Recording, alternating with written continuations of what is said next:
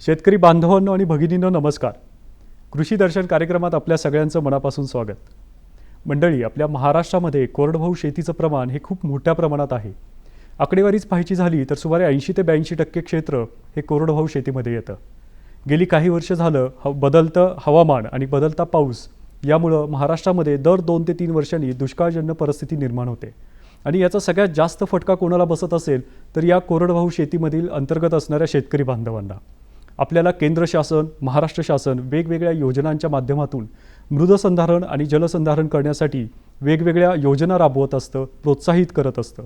पण आपण लोकसहभागातून एकत्र येऊन जर आपण जलसंधारणाची आणि मृदसंधारणाची कामं केली तर निश्चित आपण यावर मात मिळवू शकतो. आजचा आपला विषय आहे कोरडवाहू शेतीतील मृद आणि जलसंधारण. आणि या विषयाला मार्गदर्शन करण्यासाठी तज्ज्ञ म्हणून आज आपण आमंत्रित केलं आहे डॉक्टर सुहास उपाध्ये सरांना. उपाध्ये सर नमस्कार, कार्यक्रमात स्वागत. नमस्कार सर. डॉक्टर उपाध्ये सर हे वरिष्ठ शास्त्रज्ञ आहेत. महात्मा फुले कृषी विद्यापीठ अंतर्गत विभागीय कृषी संशोधन केंद्र सोलापूर या ठिकाणी. सरांना या क्षेत्रातील 18 वर्षांचा प्रदीर्घ अनुभव आहे आणि या अनुषंगाने सर कार्यक्रमात आपल्याला मार्गदर्शन करतील. महाराष्ट्रामध्ये आपण पाहायला गेलं तर हवामानाच्या बदलांनुसार आणि घटकांनुसार वेगवेगळे भाग आहेत. यामध्ये कोरडवाहू शेती हा एक महत्त्वाचा भाग आहे, ज्याची टक्केवारीसुद्धा खूप मोठ्या प्रमाणात आहे.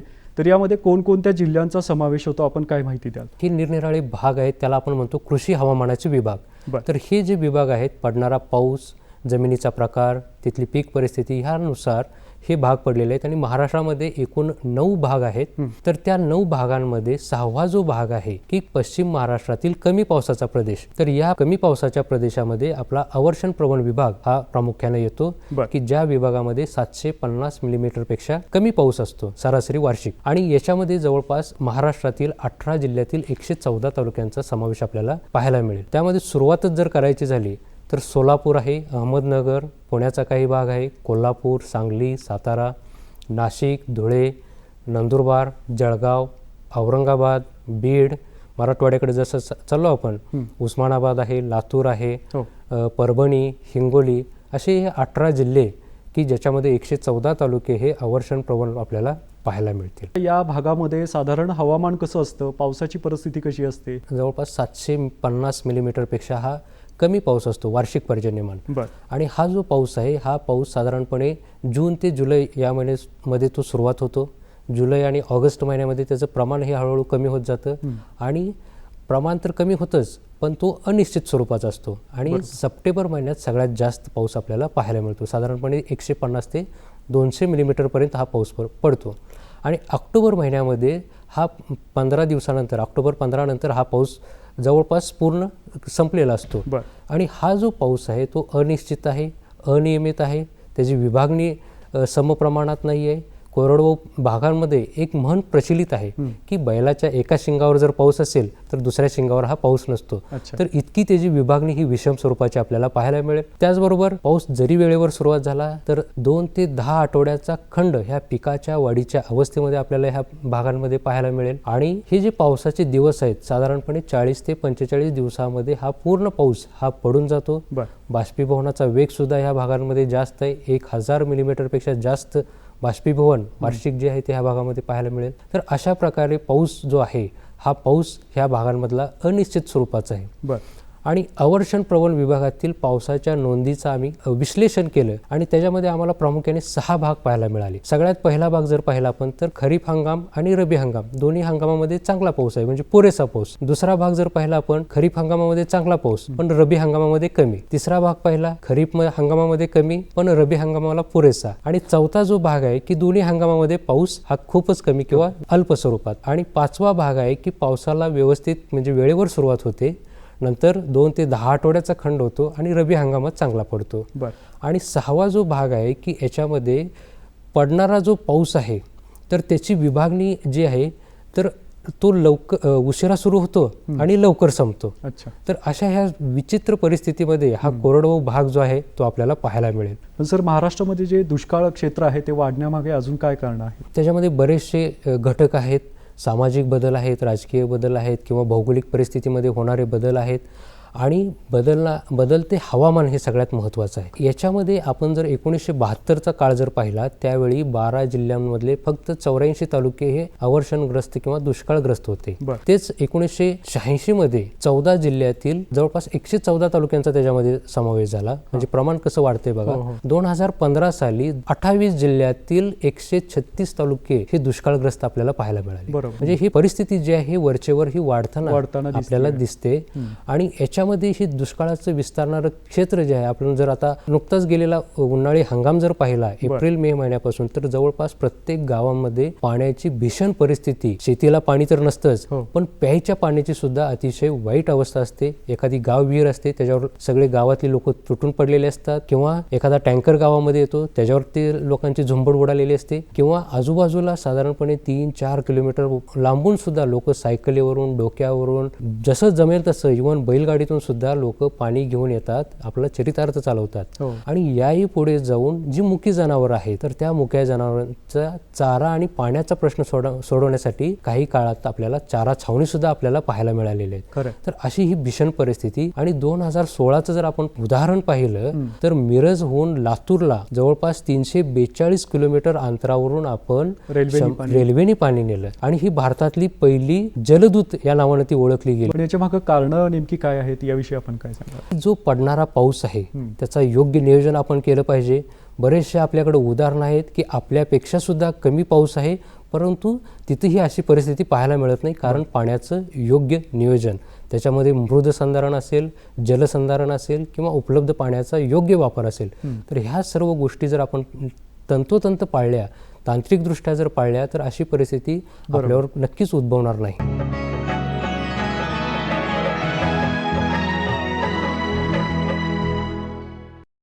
आता आपण उल्लेख केला की मृद आणि जलसंधारण, तर यामध्ये मृदसंधारणामध्ये बऱ्याच वेळा असं होतं की मातीची धूप होते. तर आपण प्रेक्षकांना काय सांगाल, मातीची धूप होणं म्हणजे काय? जलचक्रामध्ये काय होतं की पाऊस पडतो आपल्याला माहित आहे, पण तो ज्यावेळी पडताना जमिनीवर निरनिराळ्या प्रकारचं आच्छादन असतं. झाडं झुडपं आहेत, इमारती आहेत, डोंगरदऱ्या आहेत, हे निरनिराळे प्रकार आहेत. तो आधी त्याच्यावर पडतो आणि त्याच्यानंतर तो जमिनीवर पडतो. जमिनीवर पडल्यानंतर जमिनीची पाणी धारण करण्याची क्षमता जोपर्यंत आहे तोपर्यंत ते पाणी जमिनीच्या पोटामध्ये मुरतं.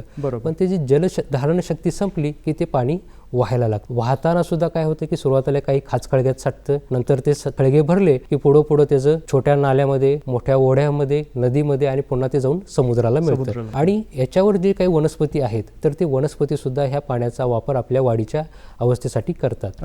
आणि यातून जे बाष्पीभवनानं जे निरनिराळे आता हे जमिनीवरचे स्तोत्र सांगितले त्याच्यावरचं पाणी बाष्पीभवनानं पुन्हा वातावरणात जातं. पिकाच्या उत्सर्जनातून ते पाणी वातावरणात जातं आणि पुन्हा सांद्रीभवनाच्या क्रियेतून ते पुन्हा पाणी पावसाच्या स्वरूपात आपल्याला जमिनीवर पाहायला मिळतं. आपण पाऊस तर पाडू शकत नाही, पण पडणारा जो पाऊस आहे जे वाढवू शकतो, बरोबर, आणि जे वाहून जाणारं पाणी आहे तर ह्या पाण्याचं आपण योग्य प्रकारे व्यवस्थापन हे करू शकतो. आपण जे म्हटलं की जमिनीची धूप, आता हा जो पडणारा पाऊस आहे आपल्याला माहिती आहे की हजारो फूट उंचीवरून तो पडत असतो. त्याच्यामध्ये एक प्रचंड ऊर्जा असते. तो ज्यावेळी जमिनीवर पडतो तर त्याच्या त्या आघातामुळे जमिनीवरून मातीचे कण हे वेगळे होतात आणि ते वेगळे झालेले कण ज्यावेळी हे पाणी वाहायला लागतं तर ते पाण्याबरोबर वाहायला लागतं. आणि हे जे वाहणारं पाणी आणि त्याच्याबरोबर वाहिलेली माती, हे जे मातीचं एका जागेवरून दुसऱ्या जागेवर स्थलांतर आहे त्याला जमिनीची धूप असं आपण म्हणतो. पण ही कमी करायची असेल तर त्यासाठी काय उपाययोजना आहेत? आता वरून पडणारा पाऊस हा मातीचे कण वेगळे करतो सांगितलं, तर यालाच आपण शिंतोडी धूप म्हणतो किंवा स्प्लॅश इरोजन असं इंग्लिशमध्ये म्हटलं जातं. नंतर ही धूप जसजशी वाढत जाते तसतसं आपल्याला शेतांमध्ये बारीक ओघळी पाहायला मिळतात. त्याला किंवा मातीचा वरचा थर हा व्हायला लागतो, त्याला शीट इरोजन किंवा सालकाडी धूप म्हणतात. आणि नंतर हे जसजसं मोठं होईल तसं अंगठ्याच्या आकाराचे, पायाच्या आकाराचे, ही अशी मोठी मोठी ओघळ तयार व्हायला लागते.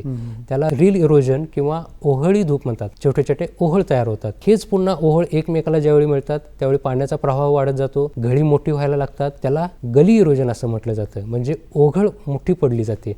घळईची धूप म्हणतात त्याला. आणि हे सर्व ज्यावेळी एखाद्या नदीला किंवा ओढ्याला ज्यावेळी मिळतं त्यावेळी तेच पाणी त्या प्रवाहाकाठची जमिनीची धूप करतं, तर त्याला ती प्रवाहाकाठची धूप असं म्हणतात किंवा स्ट्रीम बँक इरोजन असं त्याला इंग्लिशमध्ये म्हटलं जातं. अशा हे निरनिराळे मातीचे पाण्यामुळे होणारे धुपीचे प्रकार आहेत. आता याच्यामध्ये आणखीन एक सांगावंसं वाटतं, तर ही जी धूप आहे ही धूप एका हेक्टरमधून आपण त्याची कल्पनासुद्धा करू शकत नाही की एका हेक्टरमधून प्रतिवर्षी साधारणपणे 16.5 टन इतकी माती एका ठिकाणावरून दुसऱ्या ठिकाणी ही जात असते. मातीची धूप होतीये, बऱ्याच अंशी माती वाहून जाते पाण्याबरोबर. पण आता याचे तोटे अजून काय आहेत याविषयी आपण काय सांगता? मातीचा 1 इंचाचा थर तयार व्हायला साधारणपणे 100 ते 400 वर्षे लागतात आणि एका क्षणार्धात अतितीव्रतेच्या पावसाने ही माती वाहून जाते. वाहून जाणारी माती जर आपण त्याची आकडेवारी पाहिली की 29% माती ही समुद्रामध्ये जाते, 61% माती ही एका ठिकाणावरून दुसऱ्या ठिकाणी जाते आणि जवळपास 10% माती निरनिराळे साठवण स्ट्रक्चर्स आहेत, धरणं आहेत, तलाव आहे, बंधारे आहेत, तर त्यामध्ये जाऊन साठते आणि त्यामुळे त्याची साठवण क्षमता ही कमी होते. आणि दुसरं, आपल्या शेतातून जी सुपीक माती आहे ती माती वाहून गेल्यामुळे जमिनीची खोली कमी होते, सुपीकता कमी होते, त्याच्यामुळे उत्पादनात घट येते. आणि अशीच परिस्थिती वारंवार राहिली तर जी सुपीक जमीन होती ती कालांतरानं नापीक होते. आणि आम्ही एक अभ्यास केला की याच्यामध्ये काही सिमेंट नाला बंधाऱ्याचा अभ्यास केला आणि त्याची आयुष्यमान आम्ही तपासलं, तर ह्या धुपीमुळं जवळपास 5 वर्षामध्ये त्याचं 50%हून जास्त हे आयुष्यमान कमी झालं, म्हणजे साठवण क्षमता ही कमी झाली. म्हणजे त्याच्यापासून जे अपेक्षित आपल्याला रिझल्ट्स पाहिजे होते ते आपल्याला मिळू शकत नाहीत. मग आता या कोरडवाहू शेतीमध्ये आपण जे काही जलसंधारण किंवा मृदसंधारण करणार आहे ते कितपत फायद्याचं आहे आणि त्यासाठी काय वेगवेगळ्या प्रकारच्या उपाययोजना आहेत? की जे काही उताराच्या जमिनी आहेत त्या उताराच्या जमिनी निरनिराळ्या टप्प्यामध्ये विभागल्या जातील. उताराची तीव्रता कमी होईल, वाहून जाणारं पाणी ठिकठिकाणी थांबत जाईल आणि वाहणाऱ्या पाण्याला जमिनीमध्ये मुरायला जास्त वेळ मिळेल. तर ते करणं हे गरजेचं आहे. त्यामुळे मृद आणि जलसंधारणाचे अतिशय फायदे हे आपल्याला पाहायला मिळतील. त्याच्यामध्ये पुन्हा जर आपण वर्गवारी केली, भौतिक पद्धती आहेत की जे मूलस्थानी जलसंधारणासाठी उपयोग आहेत, तर ते आपण सविस्तर पाहावं असं मला वाटतं. की त्याच्यामध्ये प्रामुख्यानं सपाट वाफे, ज्याला आपण कंपार्टमेंट बंद म्हणतो, सरीवरंबे, बंदिस्त सरीवरंबे आणि खड्डा पद्धत, ही झाली भौतिक पद्धती. आणि कृषी शास्त्रीय उपचारामध्ये समपातळी लागवड, दुबार पीक पद्धत, पट्टापेर पद्धत, जैविक बांध आहेत, नंतर अर्धचंद्राकृती आळे आणि आच्छादनाचा वापर, हे आपल्याला कृषी उपचार पद्धतीमध्ये हे सांगता येऊ शकतात. यामध्ये शेतकरी बांधवांना करण्याजोगा उपाय कोणता आहे याविषयी आपण काय सांगता? जे शेतकरी आपली जमीन खरीप हंगामामध्ये रिकामी ठेवतात आणि रब्बी हंगामामध्ये पीक घेतात, अशा शेतकऱ्यांनी खरीप हंगामामध्ये ते जमीन रिकामी न ठेवता त्या क्षेत्रावर सपाट वाफे करावे. सपाट वाफे म्हणजे 6x6 ते 10x10 मीटर आकाराचे चौकोनी वाफे, जसं आपण कांदा लागवडीसाठी करतो तशा पद्धतीचे ते वाफे असतात. तर ते वाफे करण्यासाठी आता महात्मा फुले कृषी विद्यापीठ राहुरी अंतर्गत कृषी यंत्रे आणि अवजारे विभाग आहे, त्यांनी एक यंत्र सुद्धा विकसित केलं की जेणेकरून वेळ, कष्ट आणि पैसा हा कमी लागावा. तर त्याच्यामध्ये 6x2 मीटर आकाराचे वाफे तयार होतात. आणि हे वाफे जर आपण पाहिलं तर 6x2 आणि उंची त्याची साधारण 20 ते 30 सेंटीमीटर असते. आणि याच्यामध्ये जर 15 सेंटीमीटर पर्यंत जर पाणी साचलं पावसाचं, तर ते होतं 1.8 घनमीटर, म्हणजे जवळपास 1800 लिटर पाणी एका वाफ्यामध्ये साठतं. आणि एका हेक्टरमध्ये जवळपास 800 वाफे होतात. म्हणजे जर एकूण जर आपण पाहिलं तर 1440 लाख लिटर शेतकरी हे पाणी आपल्या शेतांमध्ये मुरवू शकतो, जिरवू शकतो. दुसरी पद्धत आहे की सरीवरंबे. उताराला आडवे आपण जर सरीवरंबे केले तर त्याच्यासाठी बैलचलित बळीराम नांगर शेतकऱ्यांमध्ये प्रचलित आहे. त्याचबरोबर आता ट्रॅक्टरवरचे सुद्धा पाळी नावाचं अवजार हे शेतकऱ्यांमध्ये प्रचलित आहे. तर त्यांनी सुद्धा हे सरीवरंबे हे शेतकरी करू शकतात. त्यामुळे सुद्धा पाणी हे ठिकठिकाणी वाढणार आहे. आणि याच्यावरचे प्रयोग हे विभागीय कृषी संशोधन केंद्र सोलापूरच्या प्रक्षेत्रावर घेण्यात आले. धूप आणि अपधाव जवळपास 50% कमी आढळलेला आहे. आणि त्याच्यानंतर जे रबीचं पीक घेतो त्याच्यामध्ये सुद्धा आपल्याला 40 ते 50% उत्पादनामध्ये, ज्वारी असेल, हरभरा असेल, याच्यामध्ये उत्पादनामध्ये सुद्धा वाढ आपल्याला पाहायला मिळेल. तिसरी उपचार पद्धती आहे बंदिस्त सरीवरंबे. ते सुद्धा सपाट वाफ्यासारखे असतात, पण त्याची जी साईज आहे 6 मीटर बाय 3 मीटर असे असतात. आणि हे जे आहेत तर हे ज्या क्षारपड किंवा चोपण जमिनी आहेत त्या जमिनीमध्ये ह्याचा खूप फायदा आहे. याच्यामध्ये काय होतं की उतार जो आहे त्या उताराला आडवे मुख्य वरंबे टाकले जातात, जे की 6 मीटर लांबीचे आहेत आणि उताराच्या दिशेने टाईड वरंबे म्हणतो आपण त्याला किंवा उपवरंबे जे आहेत ते 3 मीटर लांबीचे टाकले जातात आणि मुख्य वरंब्याची उंची असते 30 सेंटीमीटर आणि जे बाजूचे वरंबे आहेत त्याची उंची असते 20 सेंटीमीटर. जर पाऊस जास्त झाला तर चारपड चोपण जमिनीमध्ये पाणी मुरत नाही, अशा वेळी हे छोटे वरंबे फुटून ते शेतामधून सुरक्षितरित्या बाहेर काढले जातात. जमिनीलगत काही योजना राबवायची असतील तर त्या संदर्भातील काय माहिती द्याल? शेतकरी बांधव आता बऱ्यापैकी कृषी विद्यापीठ असो किंवा कृषी विभागाचे जे काही प्रसारण माध्यम आहेत आपले, तर ह्या सर्वांच्या माध्यमातून आता समपातळीत लागवड, म्हणजे पूर्वी शेतकरी काही उताराच्या दिशेने पेरणी करायचे, पण आता जवळपास सर्व शेतकरी उताराला आडवी मशागत, नांगरट, कोळवणी ह्या ज्या काही निरनिराळ्या उपचार पद्धती आहेत त्यांच्या पिकाच्या वाढीच्या, तर त्या सर्व उपचार हे समपातळीमध्ये ते करत आहेत. तर ही झाली पहिली पद्धत समपातळी. दुसरी जी पद्धत आहे की ही दुबार पीक पद्धत, म्हणजे खरीप हंगामामध्ये क्षेत्र आपलं रिकामं न ठेवता जी कमी कालावधीची पीक आहेत की जसं की मूग आहे, उडीद आहे, चवळी आहे की ज्याला कमी कालावधी लागतो पण त्याचं पांघरून ह्या जमिनीवर तयार होतं, त्यामुळे वरून पडणारा पावसाचा जो आघात आहे तो कमी केला जातो. तर अशी खरीप हंगामामध्ये पिकं घ्यायचं आणि त्याच्यानंतर रब्बी हंगामामध्ये ज्वारी, करडई, सूर्यफूल, हरभरा हे अशी पिकं घ्यायची की जेणेकरून दोन्ही हंगामामध्ये, म्हणजे जो काय पावसाळी हंगाम आहे त्याच्यामध्ये शेतीवर आपलं आच्छादन राहील.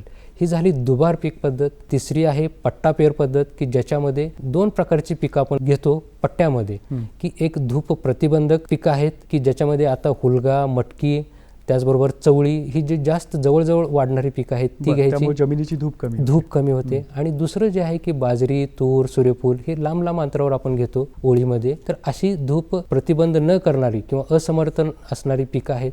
तर ह्या 2 पट्ट्यामध्ये जर आपण पिकं घेतली तरी सुद्धा धुपीचं प्रमाण, म्हणजे आपण आपली शेती पद्धती किंवा जी लागवड पद्धती आहे त्याच्यामध्ये थोडा बदल जर केला तरी सुद्धा याच्यामध्ये ही धूप ही कमी होऊ शकते. नंतर पुढचा जो उपाय आहे की आच्छादनाचा वापर. पिकाची उगवण झाल्यानंतर 15 दिवसाच्या आत पेरणीनंतर आच्छादनाचा जर वापर केला सेंद्रिय पदार्थांचा तोही, तर त्याच्यामध्ये सुद्धा आपल्याला धूप ही कमी आपल्याला पाहायला मिळेल.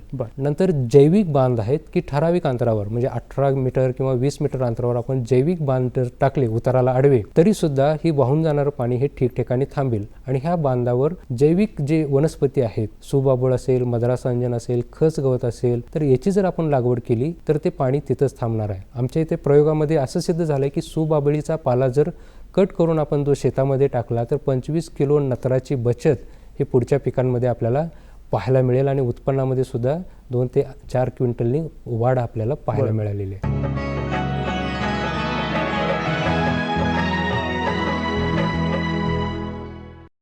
आता यामध्ये बहुतांश शेतकरी बांधव गेल्या काही वर्षांपासून आपण पाहतोय शेततळी ही संकल्पना राबवत आहेत, तर याविषयी थोडक्यात माहिती आपण काय द्या? आपण हे सर्व उपचार पद्धती केल्यानंतर जे काही शेतातलं जादा झालेलं पाणी आहे ते जादा झालेलं पाणी आपण आपल्याच शेतामध्ये एखाद्या उताराच्या बाजूला जर आपण आपल्या वाहून जाणाऱ्या पाण्याचा अंदाज घेऊन जिथून पाणी येते त्याचा आणि लागणारं पाणी ह्या सगळ्याचा हिशोब करून जर एखादं चौकोनी शेततळ जमिनीच्या पोटांमध्ये जर आपण खोदलं तर ते वाहून जाणारं पाणी आपण तिथं साठवू शकतो. आणि साठलेल्या पाण्याचा वापर मी सुरुवातीला जे सांगितलं की पावसाळा हा आपल्याला 2 ते 10 आठवड्याचा खंड देतो, तर त्या खंडाच्या कालावधीमध्ये पिकाचं नुकसान होऊ नये म्हणून आपण त्याला संरक्षित पाणी म्हणून हे देऊ शकतो. तर असं हे शेततळ आहे. बरेचसे शेतकरी शेततळ घेतात परंतु जमिनीच्या पृष्ठभागावर घेतात आणि बाहेरून पाणी त्याच्यामध्ये आणून टाकतात. तर शेतकरी बांधवांना माझी विनंती आहे की जास्तीत जास्त पाणी तुम्ही वाहून जाणारं तुमच्या शेततळ्यामध्ये साठवा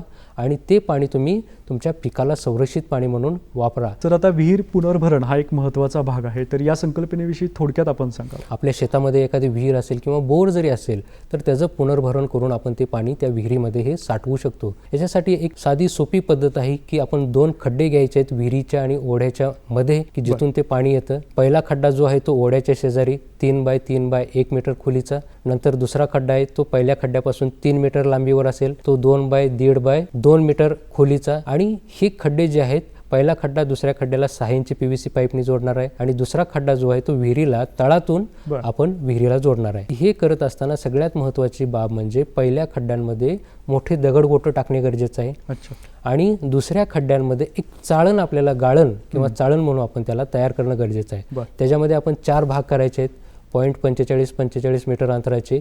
पहिल्या खालच्या थरामध्ये खडी टाकायचे, त्याच्या वरच्या थरांमध्ये जी चाळलेली वाळूचा वरचा भाग आहे ज्याला आपण चाळ म्हणतो ती टाकायची आहे आणि त्याच्या वरच्या भागामध्ये चाळलेली वाळू ती धुवून त्याच्यामध्ये टाकायची आणि सगळ्यात वरचा जो भाग आहे तो 15 सेंटीमीटरचा तिथं विटाचा चुरा टाकायचा आहे आणि त्याच्यावरचा भाग हा रिकामा ठेवायचा आहे आणि त्यात पहिल्या खड्ड्यातून आलेलं पाणी हे ह्या दुसऱ्या खड्ड्यांमध्ये सोडायचं आहे. त्याचा फायदा असा आहे की जे तुमच्या शेतातलं पाणी येणार आहे ते पहिल्या खड्ड्यांमध्ये साचेल की ज्याच्यामध्ये मोठे दगडगोटे आहेत, त्याच्यामध्ये ते थोडं फिल्टर होईल, काडी कचरा त्याच्यामध्ये साठेल आणि ते पाणी पुढच्या पाईपद्वारे त्या दुसऱ्या खड्ड्यांमध्ये येईल आणि ही जी 4 थराची चाळणी सांगितली, गाळण यंत्रणा सांगितली, त्यातून ते गाळलेलं पाणी तुमच्या विहिरीमध्ये येणार आहे. म्हणजे स्वच्छ पाणी तुमच्या विहिरीमध्ये येणार आहे. त्यामुळे विहिरीमधले जे काही तुमचे छिद्र आहेत जे ते बंद होणार नाहीत आणि खर्च जरी पाहिला त्याचा तर साधारणपणे 17 ते 18 हजार इतकाच खर्च आहे. निरनिराळ्या योजनातून त्याला अनुदान सुद्धा ह्या शासनामार्फत आपल्याला मिळते. मृदा आणि जलसंधारणासाठी लोकसहभाग सुद्धा फार महत्त्वाचा आहे. ही संकल्पना फार महत्त्वाची आहे. तर याविषयी आपण सांगावं आणि एक शेतकरी बांधवांना थोडक्यात संदेश पण आपण द्यावा. त्याच्यामध्ये सगळ्यात महत्त्वाचं एक सूत्र आहे की माथा ते पायथा की पाणलोट क्षेत्रावर आधारित ही उपचार पद्धती राबवणं गरजेचं आहे मृदा आणि जलसंधारणाच्या.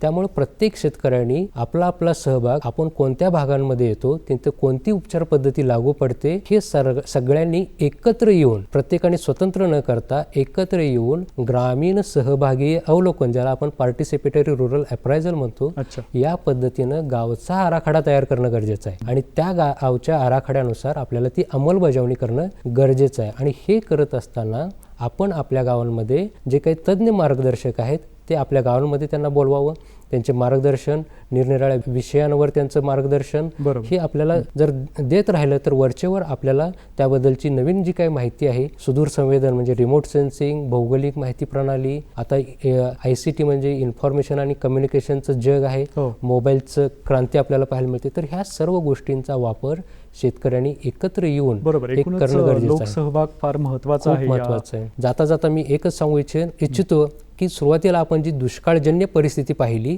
ह्या दुष्काळजन्य परिस्थितीचं बदल आपल्याला एका आदर्श गावामध्ये करायचं असेल तर एक सामाजिक किंवा एक दरी जी आहे की परंपरागत तंत्रज्ञान आणि एक सुधारित तंत्रज्ञान याच्यामधली जी दरी आहे ती दरी भरून आपण एक आदर्श गाव निर्माण करू शकतो. आणि त्यासाठी शेवटी एक छोटा संदेश देऊ इच्छितो की पाऊस झेला, जिथे पडेल तिथे आणि जेव्हा पडेल तेव्हा.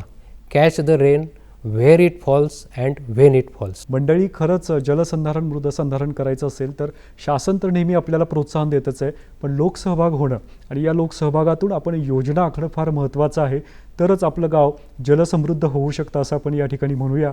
डॉक्टर सुहास उपाध्ये सर, कार्यक्रमात आपण सहभागी झाला, आमच्या शेतकरी बंधू भगिनींना मार्गदर्शन केलं, त्याबद्दल पुणे दूरदर्शनच्या वतीने आपले मनापासून आभार आणि आपल्याला भावी वाटचालीसाठी शुभेच्छा. धन्यवाद. धन्यवाद सर.